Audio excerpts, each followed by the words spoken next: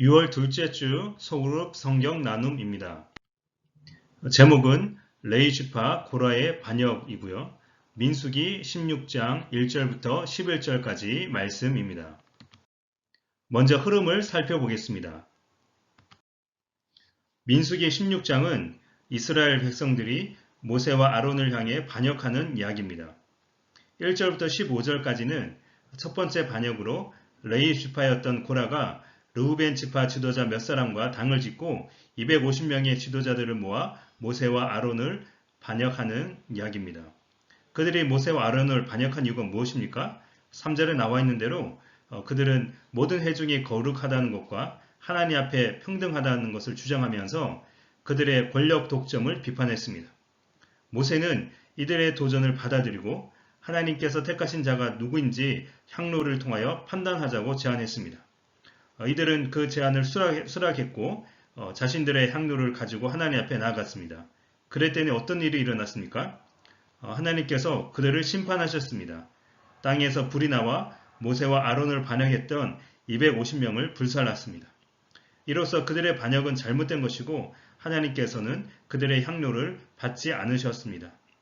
그리고 하나님의 심판을 받은 250명의 향로를 가지고 제단을 쌓는 철판을 만들어서 그날을 기념하였습니다. 하지만 이스라엘 백성들은 오히려 이 사건을 보고 모세와 아론을 원망하며 그들을 치려고 했습니다. 이것이 두 번째로 일어난 일반 백성들의 반역입니다.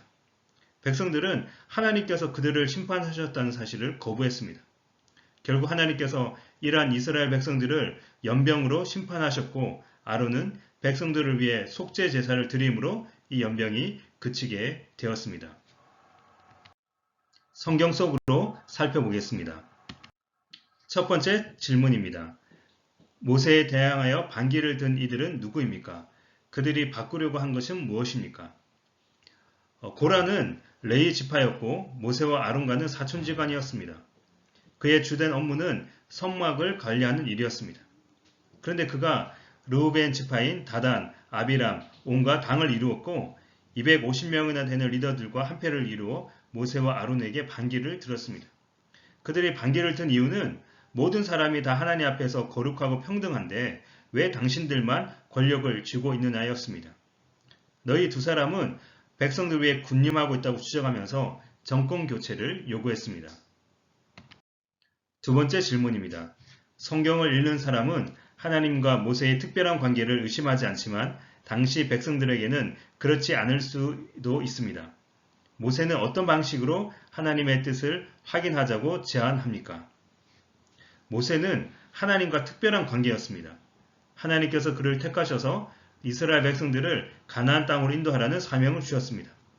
그런데 그 당시 백성들은 이 모세를 각 지파의 지도자 중 하나라고 생각했습니다.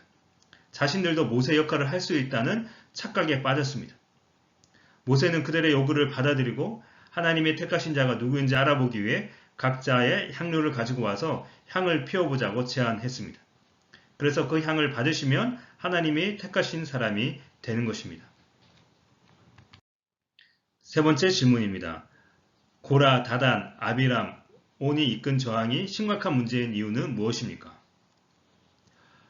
고라가 했던 주장, 모든 백성들은 하나님 앞에 다 거룩하고 평등하다는 주장 자체는 괜찮아 보입니다. 하지만 모세가 지적한 대로 그는 제사장 직분에 대한 탐욕이 있었습니다. 이 고라는 성막을 섬기는 데 만족하지 못하고 특별한 옷을 입고 대중 앞에서 제사를 집례하는 그런 제사장이 되고 싶었습니다. 그리고 그는 하나님께서 모세와 아론을 택하셨다는 것을 무시했습니다. 그런 모세를 향한 반역이 곧 하나님을 향한 반역이었기 때문에 그들의 저항은 심각한 문제였고 하나님 앞에 큰 죄를 범한 것입니다. 삶을 향하여 보겠습니다. 모든 회중이 거룩하다라는 고라의 주장은 그 자체로는 훌륭해 보였지만 이스라엘이 정체성 자체를 위기에 빠뜨릴 수 있는 문제였습니다. 오늘날에는 굳이 교회나 예수를 통하지 않고도 행복하고 의미 있는 삶을 살 수 있지 않느냐는 목소리들이 들려옵니다. 우리는 그 물음에 어떻게 대답할 수 있을까요? 이스라엘 백성들은 모세를 통해 시내산에서 하나님과 언약을 맺고 십계명을 받았습니다. 이 사건을 통해 하나님의 백성이 되었기 때문에 모세의 권위를 의심하면 하나님과 맺은 언약까지 의심하게 되어 이스라엘의 정체성이 위기에 빠질 수 있습니다. 그렇기 때문에 하나님께서는 이 고라의 반역을 심각한 죄로 보고 엄격하게 심판하셨습니다. 마찬가지로 하나님께서는 예수님의 구속 사역을 통해 축복이 사람들에게 흘러가도록 하셨습니다. 이것이 하나님의 뜻과 계획입니다. 그렇기 때문에 교회나 예수님을 통하지 않고 행복하고 의미 있는 삶을 살 수 있다는 주장은 잘못된 것입니다. 오직 예수님만이 우리가 행복하고 의미 있는 삶으로 들어가는 문입니다. 요한복음 10장 10절 말씀대로 예수님은 우리에게 참된 생명과 풍성한 삶을 주기에 오신 선한 목자이십니다. 이러한 예수님을 믿고 의지함으로 하나님께서 주시는 그 충만한 복을 누리시는 그런 성도들이 되시길 바랍니다. 지금까지 6월 둘째 주 소그룹 성경 나눔이었습니다.